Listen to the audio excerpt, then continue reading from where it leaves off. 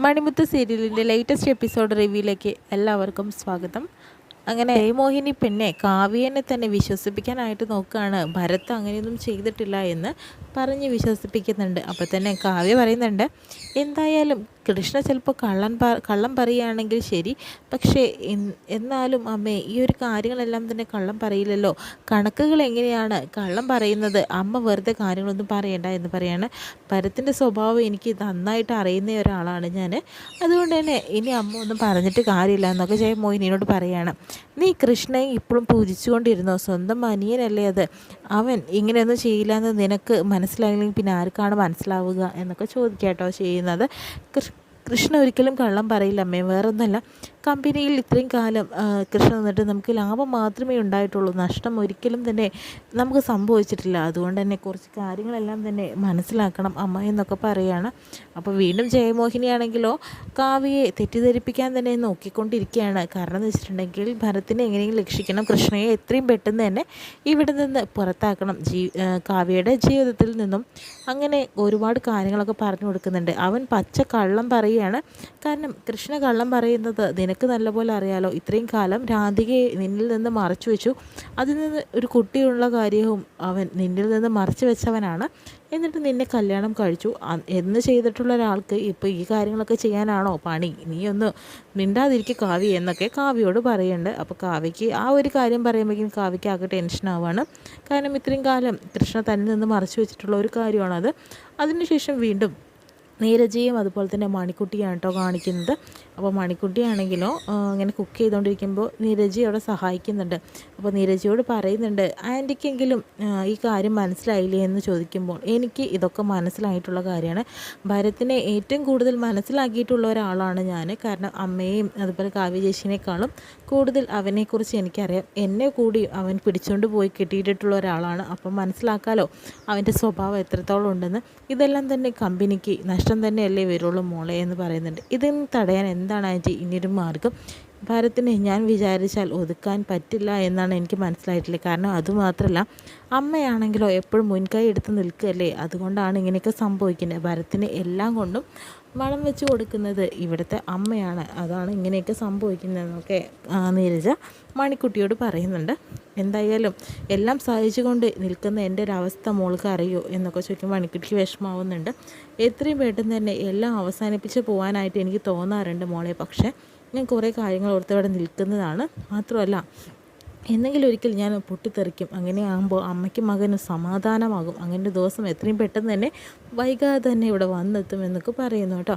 അങ്ങനെ ജയമോഹിനി അകത്തേക്ക് വരുന്നുണ്ട്. അപ്പോൾ മണിക്കുട്ടി നീരജയെ കാണുമ്പോൾ എന്താണിങ്ങനെ എന്നൊക്കെ ചോദിക്കുന്നുണ്ട്. അപ്പോൾ നീരജയാണെങ്കിലോ മണിക്കുട്ടിയോട് പറയുന്നുണ്ട്, കൃഷ്ണേട്ടൻ എന്തായാലും ദോശ ഇഷ്ടമല്ലേ, നമുക്ക് ഞാൻ എന്തായാലും ഫ്രിഡ്ജിൽ നിന്ന് മാവ് പുറത്തെടുത്ത് വെക്കാമെന്ന് മണിക്കുട്ടിയോട് പറയുന്നുണ്ട്. അച്ഛൻ ഇന്ന് ഇഡ്ഡലി മതി ആൻറ്റി എന്നൊക്കെ പറയുന്നുണ്ട് കേട്ടോ. ആ ഇഡ്ഡലിയെങ്കിൽ ഇഡ്ഡലി, എന്തായാലും വൈകുന്നേരം നമുക്ക് വേറെ മാവ് അരച്ച് വെക്കണം, ഫ്രിഡ്ജിലുള്ളതൊക്കെ തീർന്നു പോയി എന്ന് പറയുമ്പോൾ ജയമോഹിനി വന്ന് പറയുന്നുണ്ട്, എങ്ങനെ തീരാതിരിക്കും, വെട്ടി വിഴുങ്ങുകയല്ലേ എന്നൊക്കെ പറയുന്നുണ്ട് അച്ഛനും മകളും കൂടി. അപ്പോൾ മണിക്കുട്ടി പറയുകയാണ്, ഞങ്ങൾ അങ്ങനെയൊന്നും കഴിക്കാറില്ലല്ലോ മുത്തശ്ശി, എന്താ ഇങ്ങനെയൊക്കെ പറയുന്നത്? ഓ, കഴിക്കാറേ ഇല്ല, പിന്നെ എന്താണ് ഇവിടെ സാധനങ്ങളൊക്കെ പെട്ടെന്ന് തീർന്നു പോവാണ്, അധികം ഒന്നും ഇവിടെ തിന്നേണ്ട ആവശ്യമൊന്നുമില്ല. ഇനി നീരജയോട് പറയുന്നുണ്ട്, എന്തായാലും ഇനി ചിക്കനും അതുപോലെ പച്ചക്കറികളൊക്കെ വാങ്ങേണ്ട ലിസ്റ്റ് ഞാൻ പറയും, അതുപോലെ തന്നെ വാങ്ങിയാൽ മതി, അല്ലാതെ തോന്നിവാസികളെ പോലെ ഒക്കെ എടുത്ത് ചിലവാക്കാൻ ഇവിടെ ആരും ഒന്നും കൊണ്ടുവച്ചിട്ടില്ല എന്നൊക്കെ പറയുന്നുണ്ട് കേട്ടോ. ഇതെല്ലാം തന്നെ കേട്ടുകൊണ്ട് അവിടെ നിന്ന് കൃഷ്ണ വരികയാട്ടോ ചെയ്യുന്നത്. എന്നിട്ട് പറയുന്നുണ്ട്, ഓ നീ എത്തിയോ, ഒരു കിണ്ണൻ എത്തിയോ എന്നൊക്കെ പറയുന്നുണ്ട് കേട്ടോ. എന്താണ് ഭക്ഷണത്തിൻ്റെ കണക്കാണോ ഇവിടെ പറയുന്നത് എന്ന് പറയുന്നുണ്ട്. പിന്നെ അല്ലാണ്ട് ഇവിടുത്തെ സാധനങ്ങളെല്ലാം തന്നെ കഴിയുന്നത് കണ്ടില്ലേ, ഇതാരാണ് തിന്ന് തീർക്കുന്നത്, നീയും നിൻ്റെ മകളും തന്നെയല്ലേ എന്നൊക്കെ പറയുന്നുണ്ട് കേട്ടോ.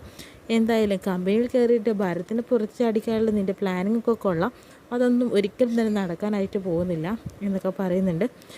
ഞാൻ വന്നതുകൊണ്ടാണ് ആ കമ്പനി ഇത്രയും ഉയർച്ചയിലെത്തിയതെന്ന് കൃഷ്ണ പറയുന്നു. അപ്പോൾ തന്നെ അതെന്തുകൊണ്ടാണ്, എൻ്റെ മകളെ നിനക്ക് കല്യാണം കഴിച്ച് തന്നപ്പോൾ അദ്ദേഹത്തിന് കൊടുത്തൊരു വാക്കാണ്, അതിൻ്റെ പേരിലല്ലേ നീ ഇങ്ങനെയൊക്കെ ചെയ്ത് കൂട്ടുന്നത്.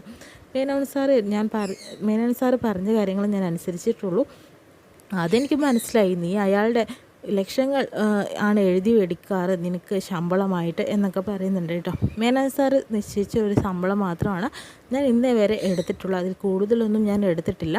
പിന്നെ കാവ്യയെ വിവാഹം കഴിക്കാനുള്ള കാരണം ഞാൻ ഇടയ്ക്കിടയ്ക്ക് പറയേണ്ട കാര്യമൊന്നുമില്ലല്ലോ. എന്നോട് മേനൻ സാറ് കാവ്യയുടെ കല്യാണം മുടങ്ങി നിൽക്കുന്ന സമയത്ത് എന്നോട് പറഞ്ഞതാണ്. അതുകൊണ്ടാണ് ഞാൻ അവളെ വിവാഹം കഴിച്ചത്. അതുകൊണ്ടാണ് നിങ്ങളുടെ മകൾക്ക് ഇന്നൊരു ജീവിതം ഉണ്ടായതും ഈ കമ്പനി ഇത്ര ഉയർന്നതും എന്നൊക്കെ പറയുന്നുണ്ട് കേട്ടോ. ഓ, അതിൻ്റെ പേർക്ക് നീ എനിക്ക് എപ്പോഴും പാരപണിയാണ്, നിങ്ങൾ എന്നെക്കൊണ്ട് എപ്പോഴും ഇങ്ങനെ പറയിപ്പിക്കേണ്ട കാര്യമൊന്നും ഇല്ല എന്നൊക്കെ കൃഷ്ണ പറയുന്നുണ്ട് കേട്ടോ. അതിനുശേഷം അച്ഛൻ ഒന്നും പറയണ്ട, നമുക്ക് അകത്തേക്ക് പോകാൻ പറഞ്ഞിട്ട് മണിക്കുട്ടി കൃഷ്ണയെ കൂട്ടിക്കൊണ്ട് പോകാനുണ്ട്. അപ്പോൾ നീരജയോട് ജയമോഹിനി പറയുന്നുണ്ട്, നീ എന്തിനാ അവരുടെ പക്ഷത്ത് നിൽക്കുന്നത്, നീ എൻ്റെ കൂടെ നിന്നാൽ മതി. അമ്മേ, നിങ്ങളൊന്ന് മനസ്സിലാക്കണം, ഭരത്തിൻ്റെ സ്വഭാവം ശരിക്കും അറിയാലോ അമ്മയ്ക്ക്, പിന്നെ എന്തിനാണ് ഈ കള്ളനാടകത്തിന് നിൽക്കുന്നതെന്നൊക്കെ പറയുന്നുണ്ട് കേട്ടോ. അതിനുശേഷം കൃഷ്ണനോട് പ്രാർത്ഥിക്കുക കേട്ടോ ചെയ്യുന്ന മണിക്കുട്ടി. കാരണം ഒരുപാട് വിഷമങ്ങളൊക്കെ ഇങ്ങനെ അനുഭവിക്കേണ്ടി വരുന്നു. ഭക്ഷണത്തിന് പോലും കണക്ക് പറയുന്ന ഇവരുടെ കൂടെ എങ്ങനെയാണ് ജീവിക്കേണ്ടതെന്നൊക്കെ പറഞ്ഞിട്ട് അതിനുശേഷം മണിക്കുട്ടിയും അതുപോലെ കൃഷ്ണയും സംസാരിക്കുന്നുണ്ട്. അച്ഛ, പുറത്ത് പോയിട്ട് കുറച്ച് സാധനങ്ങളൊക്കെ വാങ്ങണം, കാരണം എല്ലാം തീർന്നിരിക്കുകയാണ് എന്നൊക്കെ പറയുന്നുണ്ട്. എന്നാൽ ശരി, മോൾക്കറിയോ എന്തൊക്കെയാണ് വാങ്ങേണ്ടതെന്ന്? ഓ, എനിക്കറിയാം, എന്നാൽ നമുക്ക് പോയിട്ട് പുറത്തുനിന്ന് ഫുഡും കഴിച്ചിട്ട് തിരിച്ചു വരാമെന്ന് പറയുന്നു. ശരി എന്ന് പറഞ്ഞിട്ട് മണിക്കുട്ടിയും അതുപോലത്തെ കൃഷ്ണയും പുറത്തേക്ക് പോകാട്ടോ ചെയ്യുന്നത്. അങ്ങനെ മോളോട് ചോദിക്കുന്നുണ്ട്, മോളെ എന്തൊക്കെയാണ് വാങ്ങേണ്ടതെന്ന് ഓർമ്മയുണ്ടല്ലോ? ഓർമ്മയുണ്ട്. കൊപ്പോയിന് പച്ചക്കറി ഒന്നും വാങ്ങിയില്ലല്ലോ. പച്ചക്കറി കട അടുത്ത് തന്നെയാണ് അച്ഛാ, നമുക്ക് അങ്ങോട്ട് നടക്കുകയാണ് നമ്മളെന്ന് പറയുന്നു. മോള് നല്ല സാധനം, നമുക്ക് നല്ല കൈപ്പങ്ങയും പാവയ്ക്കയും ഒക്കെ വാങ്ങണം എന്നൊക്കെ പറയുന്നുണ്ട് കേട്ടോ. അച്ഛന് ഇഷ്ടമുള്ള എല്ലാം വാങ്ങണം, പിന്നെ കുറച്ച് മാതളും വാങ്ങണം, അത് മുത്തിന് വലിയ ഇഷ്ടമാണ്. അപ്പോൾ കൃഷ്ണൻ ചോദിക്കുന്നുണ്ട്, മുത്ത് കഴിക്കില്ലല്ലോ മോൾ വാങ്ങിയിട്ടുള്ളത് എന്ന് പറയുന്നു. അതറിയില്ലല്ലോ, ഫ്രൂട്ട്സിൻ്റെ ഇടയിൽ കൊണ്ടുവച്ചാൽ പോരാ അച്ഛാ എന്നൊക്കെ പറയുന്നുണ്ട് കേട്ടോ. എന്നാൽ പിന്നെ അങ്ങനെ ശരി, ഇതാ അച്ഛാ പച്ചക്കറി കട എത്തി, നമുക്ക് ക്രോസ് ചെയ്യണം, റോഡ് ക്രോസ് ചെയ്യണം എന്നൊക്കെ പറയുന്നുണ്ട്. മോളെ വണ്ടി വരുന്നില്ലല്ലോ, സൂക്ഷിക്കണേ എന്ന് പറയുന്നുണ്ട്. അങ്ങനെ രണ്ടാളും ക്രോസ് ചെയ്യുന്ന സമയത്ത് ഒരു കാറ് വന്ന് നിൽക്കുക കേട്ടോ ചെയ്യുന്നത്. അങ്ങനെ കാവ്യയുടെ ഒരു ഫ്രണ്ടാണ് ഉമ വന്ന് ഇറങ്ങുന്നുണ്ട്. കൃഷ്ണയെ കാണുമ്പോഴത്തേനും കാവ്യയുടെ ഹസ്ബൻഡ് അല്ലേ എന്ന് ചോദിക്കുക കേട്ടോ ചെയ്യുന്നത്. അപ്പോൾ മണിക്കുട്ടി ഡ്രൈവറോട് പറയുന്നത്, അങ്കിളെ ഒന്ന് ഓൺ അടിച്ചിട്ട് വേണ്ടേ വരാനായിട്ട്, ഇത് അങ്കിളുടെ തെറ്റല്ലേ ഞങ്ങൾ ക്രോസ് ചെയ്യുന്ന സമയത്ത് വന്നത് എന്നൊക്കെ പറയുന്നുണ്ട് കേട്ടോ. അപ്പോൾ ഉമ്മയ്ക്ക് മണിക്കുട്ടിയുടെ സംസാരം കേട്ടപ്പോൾ സന്തോഷമാവാണ്. അപ്പോൾ ഉമ്മ ചോദിക്കുന്നുണ്ട്, എന്തെങ്കിലും പറ്റുമോ എന്ന് ചോദിക്കുന്നു. പറയുന്നുണ്ട്, മോൾക്ക് എന്തെങ്കിലും പറ്റുമോ? കൃഷ്ണ മോളോട് ചോദിക്കുകയാണ്. എനിക്കൊന്നും പറ്റിയില്ലല്ലോ അച്ഛാ, കൃഷ്ണയ്ക്ക് എന്നെ മനസ്സിലായോ, ഞാൻ ഉമ്മയാണ്, കാവ്യയുടെ ക്ലോസ് ഫ്രണ്ടാണ് എന്നൊക്കെ പറയുന്നുണ്ട്. എനിക്കറിയാം, ഇപ്പോൾ കോണ്ടാക്റ്റ് ഇല്ല എന്നല്ലേ ഉള്ളൂ, കാവ്യ എന്നോട് എപ്പോഴും ഉമ്മയുടെ കാര്യം പറയാറുണ്ടായിരുന്നു. എന്താ ഉമ്മ എന്നൊക്കെ ചോദിക്കുന്നുണ്ട്. എന്ത് പറ്റി കൃഷ്ണയുടെ കണ്ണിന് എന്ന് ചോദിക്കുമ്പോൾ അങ്ങനെ പ്രത്യേകിച്ചൊന്നും പറയുന്നില്ല. എന്തായാലും കൃഷ്ണയും അതുപോലെ മോളും കൂടി വായോ, കാവ്യയ്ക്ക് സുഖമല്ലേ എന്ന് ചോദിക്കണം.